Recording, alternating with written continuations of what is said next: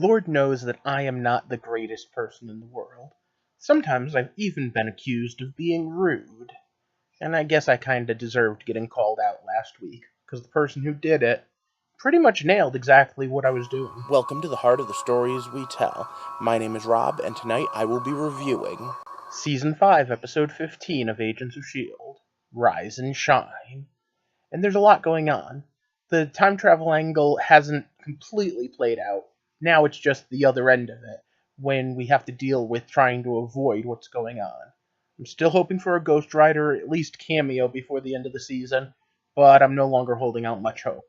At the end of last week, though, I said that I was really hoping that we were going to get a Captain Marvel cameo soon, or at least a reference, and I'm still holding out a little bit of hope for that, especially with the new news. But for those of you that don't know, what I do here is I review stories, comic books, TV shows, novels, movies, you name it. And then I do Throwback Thursdays and come up with theory videos on Sundays. If that sounds interesting to you, click subscribe and join our little community. Now, CJ here first just said that she thought that I was condescending. And I got a little defensive, but I asked her to explain, because at the end of the day, I want this to be a back and forth. And she pretty much nailed it.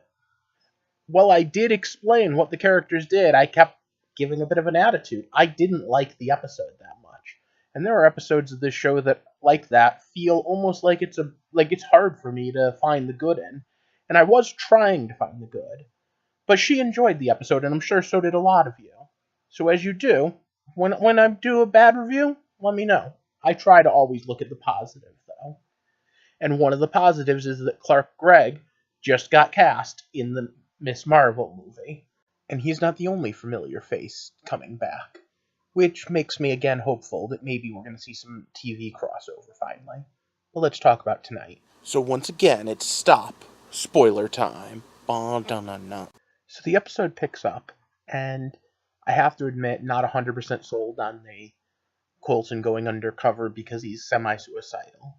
But then it goes and takes us 28 years ago. And I have to say, this is a good use of out-of-order storytelling. We get a good look at what Hydra was like way back when they were still hiding out. Now, 28 years. I want to put that in perspective for you. That's right at the same time as Captain Marvel's going to be taking place. In the 90s. So in the 90s, women's lib wasn't exactly what it is today. And the fact that a certain agent was told that she had to pretty much be a baby-making factory was kind of BS. Now, I will admit they got a good actor to play the kid Sitwell, and I liked the concept of making a super soldier, because that's one of those reoccurring themes in Marvel comics, TV shows, you name it. Remember, Blonsky is a super soldier too, and a couple others. I'm still hoping for a US agent. Now, instead of a kick the dog moment, they literally have a kill the dog moment. But Hale has a pretty great line there. Whitehall, who is another throwback to an earlier season, and a villain that I love. The actor's great. The concept is good. He asks her, I bet you didn't sleep that well last night. No, especially not with all the boys sobbing through the walls. Remember, that's part of why I picked up on the fact something was the matter with Hale way back when she just shot the people that were working for her. Yet not U.S. Air Force normals. But, again, pretty commonplace for Hydra. And she pretty much pitches to Coulson, it's time for Hydra and S.H.I.E.L.D. to work together. And since I have a feeling I know what's going on, I partially like this. And it goes back to a Tick quote that I like.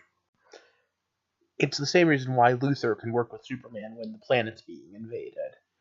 I don't want you to destroy the Earth. I want the Earth. And that's where I keep my stuff. Then they juxtapose the entire thing, which again was great, with 2 years ago, with her daughter. But speaking of dogs, heh heh heh, yeah, guess who didn't actually kill their dog? Maybe not quite enough to make me say she might be savable, but at least it makes for an interesting dynamic. And let's be honest, what happens next is pretty amazing. Our little super soldier here, the same one that cut off Yo-Yo's arms, don't forget how bad she is, takes down Talbot, because he's been brought here too. And to Talbot's credit, he knows right away that Daisy isn't the one that shot him in the head. he knows that it was an LMD. He realizes that it was somewhat of a Hydra plan. And boom, everybody breaks. Now, Coulson does play the game a little better than he did, but that's mostly because he says things like, I'll be in my room. But he still goes and meets the alien. And when he does, everything starts to change. For a second, it looks like S.H.I.E.L.D. and Hydra could work together. They agree, modify the rules, don't let the alien confederacy enslave everyone, make it so that they have a weapon against them. Then they disagree on what the weapon should be. Now, yes, she wants Rose, her daughter, to be the weapon, but she also doesn't think she's ready. Remember, didn't kill the dog.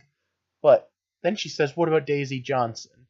And what if we put in her, instead of iron, instead of steel, instead of super soldier, it's gravitonium? We call the program Destroyer of Worlds. Then the shit hits the fan. Phil goes nuts. But before I talk about that, I would like to once again point out that there is a villain that was based on gravitonium being infused in him, and that was Graviton, and I've long since given up the fact that we are not going to get to see him before this show ends. Too bad, too. He'd make a good showing right about now. But of course, Phil knows that in the future, Daisy destroys the world. And now, the idea of her being infused with gravitonium just makes him go, that could be it. And then we get the confirmation of what's been happening to Talbot, and he apologizes that he broke. But at the same time, I don't think that he owes an apology. If anything, I think Coulson owes him one. No one went looking for Talbot. No one knew Talbot was missing. No one saved him. Now, the agents of S.H.I.E.L.D. have a lot going on. But overall, this was everything that last week's episode wasn't to me. This was intriguing, this was fun, and most importantly, it moved the story forward in a way that I'm used to characterization. Yeah, we get a couple of jokes here and there. Yeah, I would have changed a few things, but that's every story. At the end of the day, this was pretty amazing. This is probably one of the better episodes this season even, and I loved a couple of the ones in the future.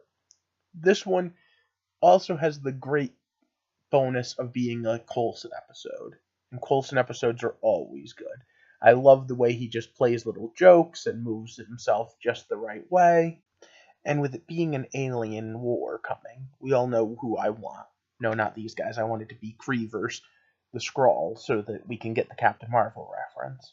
But as we're going so far into space yet again, there's part of me that would like to remind you that we started the season off thinking that we might be getting Sword. Well, we still might.